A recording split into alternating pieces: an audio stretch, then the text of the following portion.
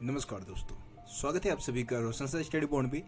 और आज की इस वीडियो में हम समझने वाले हैं social science, 10th class social science का जो बुक है आपका अर्थशास्त्र। इस अर्थशास्त्र में एक चैप्टर है जिसका नाम है विकास। फर्स्ट चैप्टर है, इसको हम समझने वाले हैं। तो देखिए दोस्तों, आप लोग 10th क्लास में आ चुके हैं और बहुत सारे बच्चे डरे हुए हैं क्योंकि 10th क्लास में आप लोगों का सीबीएसई बोर्ड होना है। और आपको पता है कि यार सीबीएसई बोर्ड में जो क्वेश्चन पेपर बनाए, मतलब आप लोगों ने सुना होगा कि भाई सीबीएसई बोर्ड में जो क्वेश्चन पेपर बनता है वो बहुत सारे सेट में बनाए जाते हैं, बहुत ज़्यादा कठिन क्वेश्चन पेपर बनाया जाता है ना। ऐसा कुछ नहीं है, देखो यार ये हवा बना रखा है, लोगों ने अफवाह फैला रखी है, ऐसा कुछ नहीं होता है। अगर आप शुरू से ही मेहनत करेंगे, शुरू से एफर्ट देना स्टार्ट कर देंगे, रोज का आप 1 घंटे 2 घंटे अपने सेल्फ स्टडी को देंगे तो कुछ भी मुश्किल नहीं है। आप आसानी से 90-95 स्कोर कर सकते हैं। ठीक है, तो देखिए दोस्तों, एक साथ हम मेहनत करेंगे और आगे बढ़ेंगे। हर एक चैप्टर को बहुत ही आसानी से, बहुत ही सरल भाषा में मैं आपको समझाऊंगा। तो आपको भी इस चैनल से स्टडी करके लगेगा कि हाँ यार, आप कुछ सीख के जा रहे हैं, यहाँ से कुछ समझ के जा रहे हैं। ठीक है, तो हम विकास की बात कर लेते हैं। विकास होता क्या है, विकास से हम समझते क्या है। देखिए, विकास का जो सिंपल अर्थ है वो है उन्नति, प्रगति, है ना। जैसे आप लोग सुनते होंगे कि भाई जो भारत है वो काफ़ी तेज़ गति से विकास कर रहा है। तो इसका मतलब क्या है? इसका मतलब ये है कि भारत में यातायात के साधन अच्छे हो गए हैं, परिवहन व्यवस्था अच्छी हो गई है, या फिर स्कूल अच्छे खुल गए, है ना, कॉलेजों की स्थापना हो गई, या फिर हम कह सकते हैं कि भाई जो हॉस्पिटल है, अच्छे और बड़े हॉस्पिटल, नामी हॉस्पिटल खुल रहे हैं।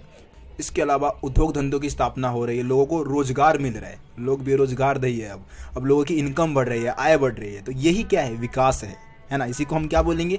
विकास बोलेंगे। और इन सभी से क्या होता है? उन्नति, प्रगति होता है। तो कुल मिला के आपको यहाँ पे 2 शब्द ही समझना है, उन्नति और प्रगति ही क्या है? विकास है। लेकिन देखिए दोस्तों, विकास ना अलग अलग लोगों के लिए विकास की जो धारणा है ना वो अलग अलग हो सकती है। ठीक है, हम अगर समाज के अलग अलग वर्ग की बात करें तो उनके लिए क्या हो सकता है? विकास अलग अलग हो सकता है। जैसे कि एक भूमिहीन ग्रामीण मजदूर की अगर हम बात करें तो उसके लिए विकास का क्या मतलब होगा? उसके लिए विकास का मतलब होगा कि उसको काम करने के लिए ज़्यादा से ज़्यादा दिन मिल जाए, मतलब ज़्यादा से ज़्यादा दिन उसको रोज़गार मिल जाए, क्योंकि उसके पास ज़मीन है नहीं जहाँ पे वो खेती कर सकता है। तो ज़्यादा से ज़्यादा दिन उसको रोज़गार मिल जाए। इसके अलावा अच्छे स्कूल मिल जाए जहाँ पे उसके बच्चों को अच्छी शिक्षा प्रदान की जाए, है ना। उसके साथ किसी भी प्रकार की ना सामाजिक भेदभाव ना हो, और इसके अलावा वो भी लीडर बन सके, गाँव में नेता बन सके। तो ये एक भूमिहीन ग्रामीण मजदूर चाहता है, उसके लिए विकास का यही मतलब है। इसके अलावा हम किसी समृद्ध किसान की बात करेंगे, कोई समृद्ध किसान है, थोड़ा अमीर किसान है, तो उसके लिए विकास का मतलब क्या है कि भाई उसकी जो उपज है उसकी सही कीमत मिल जाए, है ना। इसके अलावा सस्ते दाम पे मजदूर भी मिल जाए उसको, और इतने पैसे वो कमा ले कि अपने बच्चों को विदेशों में पढ़ने के लिए भेज सके। तो ये एक समृद्ध किसान के लिए विकास का मतलब होगा। इसी प्रकार से शहरी क्षेत्र में रहने वाली अगर किसी एक अमीर लड़की की हम बात करें तो उसके लिए विकास का क्या मतलब होगा? उसके लिए विकास का मतलब होगा कि भाई उसको अपने भाई जितनी आज़ादी मिल जाए, है ना। उसको भी, अगर उसका भाई रात को पार्टी करने जाता है तो उसको भी पार्टी में जाने की इजाज़त मिलनी चाहिए। और उसको अपने जीवन के हर एक फैसले को खुद ही लेने का अधिकार मिलना चाहिए, वो भी विदेशों में जाके स्टडी कर सके, पढ़ाई कर सके। तो कहने का मतलब ये है कि विकास जो है ना वो अलग अलग लोगों के लिए विकास की जो धारणा है वो अलग अलग है। हर एक व्यक्ति के लिए विकास क्या है? अलग अलग हो सकता है। दोस्तों, हम बात करते हैं कि क्या विकास के लिए जो भी परियोजनाएं चलाई जाती है, जो भी कार्यक्रम चलाए जाते हैं, क्या वो सभी के लिए विकास है या कुछ लोगों के लिए विनाश भी हो सकता है? तो देखिए दोस्तों, विकास की जितनी भी परियोजनाएं चलाई जाती है ना वो सबके लिए विकास नहीं होगा, बल्कि कुछ लोगों के लिए वो विनाशकारी भी साबित हो सकता है। इसका एक एग्जांपल हम ले सकते हैं कि भाई देखिए, विकास के लिए क्या है कि भाई बिजली ज़रूरी है, सिंचाई के साधन अच्छे होने ज़रूरी है। उसके लिए क्या किया जाता है? बांध बनाए जाते हैं, डैम, है ना। अब इसमें एक एग्जांपल आप दे सकते हैं कि नर्मदा नदी जो है गुजरात में, गुजरात और मध्य प्रदेश के कुछ इलाके में नर्मदा नदी बहती है। तो वहाँ पे एक बांध बनाया जा रहा था, एक डैम बनाया जा रहा था जिसका नाम था सरदार सरोवर बांध। ठीक है, सरदार सरोवर परियोजना थी जिसके अंदर बहुत सारे बांध बनाए जाने थे। अब इस बांध को बनाने के बहुत सारे फ़ायदे भी थे और बहुत सारे नुकसान भी थे। फ़ायदे क्या थे कि भाई इससे सिंचाई के साधन मिल सकते थे किसानों को, है ना, अपने पानी को मतलब खेतों तक पहुंचा सकते थे। इसके अलावा बहुत ज़्यादा मात्रा में बिजली भी बनाया जा सकता था। तो फ़ायदे बहुत थे इसके, लेकिन इसके कुछ नुकसान भी थे। नुकसान ये थे कि आसपास के जितने भी गांव थे जहाँ पे ये सरदार सरोवर डैम बनाया जा रहा था ना, आसपास के इलाके पानी में डूब जाते। जो आदिवासी लोग थे उनको अपने जंगल, अपने खेतों को छोड़ के जाना पड़ गया था। ठीक है, अब तो बहुत सारे लोग क्या हो गए? बेघर हो गए, बेरोजगार हो गए। तो इसके नुकसान है ना। तो इससे ये समझ में आता है कि भाई विकास की जितनी भी परियोजनाएं चलाई जाती है ना वो सभी के लिए विकास नहीं है, बल्कि बहुत सारे लोगों के लिए वो विनाशकारी भी साबित हो सकता है। क्योंकि यार जब ये सरदार सरोवर डैम बनाया गया तो बहुत सारे लोगों को अपनी ज़मीन, अपना घर छोड़ के जाना पड़ गया था। ठीक है, विस्थापन होना पड़ गया। दोस्तों अब हम बात करते हैं कि विकास के आधार पे हम देशों को कितने भागों में बांटते हैं। ठीक है, देखिए विकास के आधार पे जो देशों का वर्गीकरण किया जाता है वो कुल मिला के 2 भागों में किया जाता है।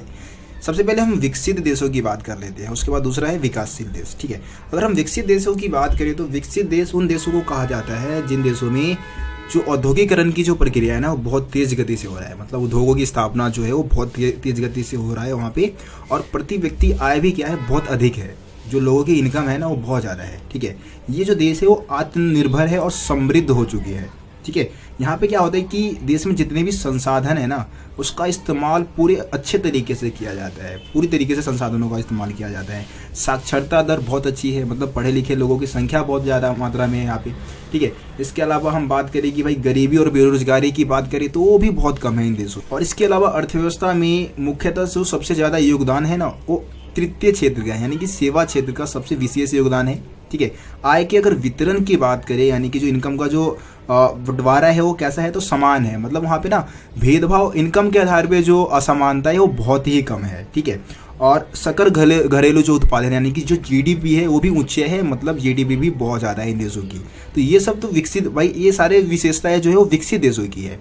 अब हम बात कर लेते हैं विकासशील देश। ठीक है, अब विकसित देशों की अगर एग्जाम्पल की हम बात करें तो विकसित देशों में आप जितने भी यूरोप के जो देश है जैसे कि यूके आप बता सकते हैं, फ्रांस, जर्मन है ना, इटली वगैरह देशों की आप बात कर सकते हैं, जापान जैसे देशों की आप बात कर सकते हैं।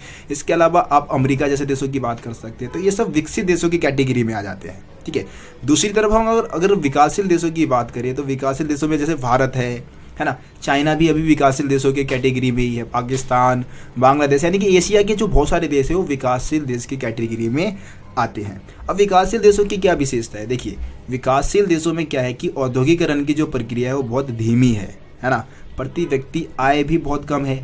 इसके अलावा हम बात करें गरीबी तो बहुत ज़्यादा है भाई, यहाँ पे ऐसे देशों में क्या है गरीबी की जो मात्रा है वो बहुत ज़्यादा है, और संसाधनों का भी सही इस्तेमाल नहीं होता है। जो देश के जो साधन है, संसाधन है, उसका अल्प उपयोग यहाँ पे किया जाता है, पूरी तरीके से संसाधनों का इस्तेमाल ही नहीं कर पा रहे हैं। इसके अलावा साक्षरता दर भी निम्न है। क्या आपको लगता है कि इंडिया में हर एक व्यक्ति शिक्षित है, पढ़ा लिखा है? नहीं है ना, निम्न साक्षरता दर होता है ऐसे देशों में। अगर हम बात करें भाई गरीबी तथा बेरोजगारी की तो ऊपर ही हम बात कर चुके हैं कि भाई यहाँ पे बहुत ही ज़्यादा गरीबी और बेरोजगारी पाया जाता है ऐसे देशों में। ठीक है, इसके अलावा हम अर्थव्यवस्था की बात करें तो अर्थव्यवस्था में ज़्यादातर जो योगदान है वो प्राथमिक क्षेत्र का होता है। प्राथमिक क्षेत्र यानी कि कृषि क्षेत्र का अर्थव्यवस्था में एक विशेष योगदान माना जाता है। ठीक है, और आय का वितरण क्या है, बिल्कुल ही असमान है। कुछ लोग तो बहुत ज़्यादा अमीर होंगे ऐसे देश में और कुछ लोग बहुत ही गरीब होंगे। ठीक है, तो असमानताएं बहुत ज़्यादा नजर आ जाएगी आपको इस देश में, ऐसे देशों में, विकासशील देशों में। दूसरी तरफ अगर हम सकल घरेलू उत्पाद की बात करें यानी कि जीडीपी की हम बात करें तो जीडीपी भी क्या रहेगा, निम्न रहेगा। ठीक है, जीडीपी का ग्रोथ रेट भी क्या रहेगा, निम्न रहने वाला है ऐसे देशों का। तो ये विकासशील देशों की विशेषताएं हो गई। अब विकासशील देशों के एग्जाम्पल में हमने भारत, चाइना जैसे देशों की हमने बात कर ली है। ठीक है, तो दोस्तों ये विकसित और विकासशील देशों में जो अंतर थे वो मैंने आपको बता दिया है। तो आज की इस वीडियो में जो भी आपको टॉपिक समझाने थे मैंने समझा दिए। बाकी इस चैप्टर के ऊपर एक और पार्ट आप लोगों को मैं जल्द ही प्रोवाइड करा दूंगा जिसमें आगे के जो टॉपिक है उसको हम समझ लेंगे। ठीक है, इसके अलावा हिस्ट्री, पॉलिटिकल साइंस और इसके अलावा ज्योग्राफी की वीडियो भी आपको बहुत ही जल्द प्रोवाइड कराया जाएगा। तो यार चैनल को अभी तक सब्सक्राइब नहीं किया है तो सब्सक्राइब करिए, बेल आइकन को प्रेस कर दिए ताकि मेरे चैनल पे आने वाली सभी वीडियो का नोटिफिकेशन आप तक पहुंच सके, और वीडियो को ज़्यादा से ज़्यादा हो सके तो शेयर भी अपने दोस्तों के बीच में जरूर कर दिए। तो चलिए दोस्तों, फिर मिलते हैं आप लोगों से अगली वीडियो में। तब तक के लिए जय हिंद, जय भारत, अपना ख्याल रखें।